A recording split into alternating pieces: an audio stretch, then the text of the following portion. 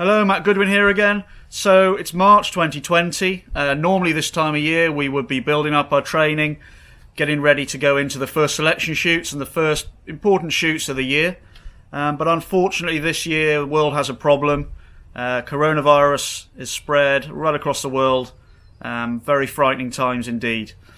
So perhaps shooting should be the last of our worries at the moment, but we've all got to stay positive, we need to stay active, keep our minds focused on something to help us through. So today we're going to run through a couple of exercises that you can do at home to stop the rust setting in.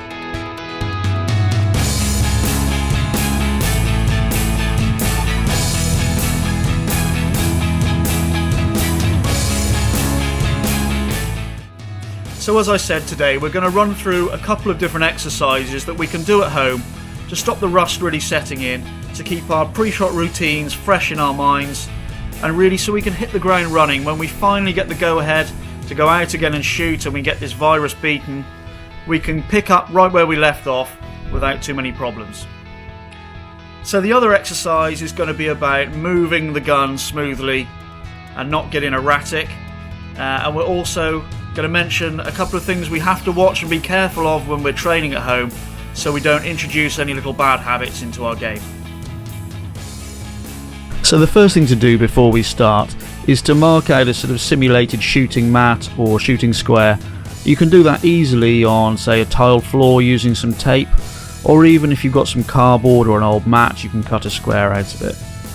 Now it just helps to add a little bit of realism and enables us to go through our entire routine and line up properly as we would on a shooting range.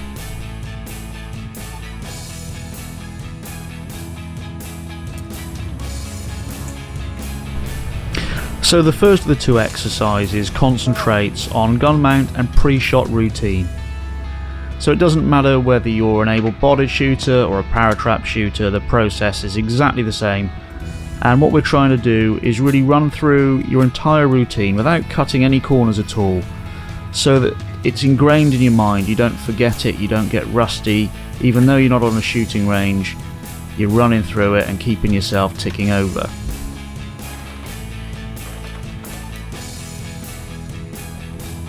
So we start off by walking onto the shooting square that we put on the floor. We go through our entire routine, mount the gun up, come down into rough hold position, call pull, and then hold the gun steady. Then move off the shooting square, give yourself a few seconds, come back on and go through the whole process again. One of the most common mistakes with trap shooting is moving the gun too soon and jumping the bird.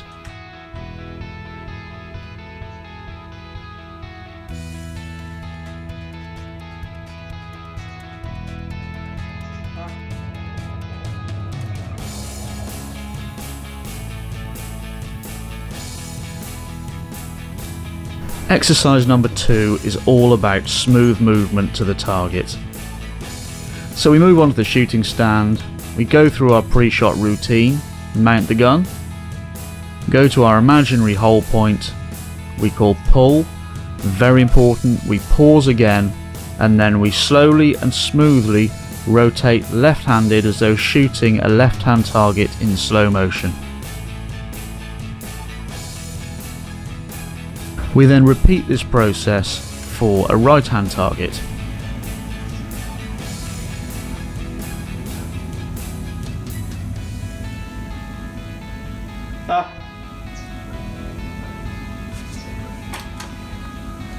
Now, you'll notice in the video that the shooter there, Emir, is moving the gun in a very flat plane as he tackles the imaginary target. The reason for that is, when you attack a fast left or right hand target, there is a natural tendency for the gun to lift.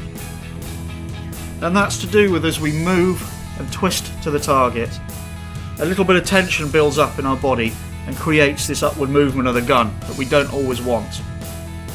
So it is much more difficult to maintain that flat movement. So that is what we train for, as a lot of the really low angle targets are missed over the top.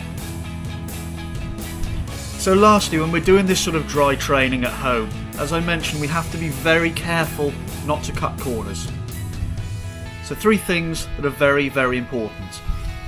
Whenever we have the gun mounted and we call pull, we wait and we exaggerate it and we hold the gun steady for a second or 2. Okay? Secondly, any movement we make towards an imaginary target, we do it in slow motion, smoothly.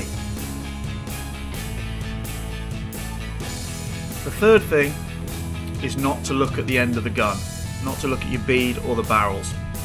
So when we're doing this practice and we mount up, we move the gun, look out at whatever's behind, whether it's the wall or out into the garden. We don't want to be getting into the bad habit of looking at the barrels. To recap, hold the gun steady when you call pull, because that will stop getting into the habit of jumping and moving off. Number 2, move the gun slowly and smoothly, so we don't get into a habit of ripping and tearing and moving erratically. And 3, keep focused on the background and not at the end of the gun. As always, thank you very much for watching. I hope the video has been beneficial. If so, if you could like, and if you haven't already, please subscribe to the channel. More videos coming soon.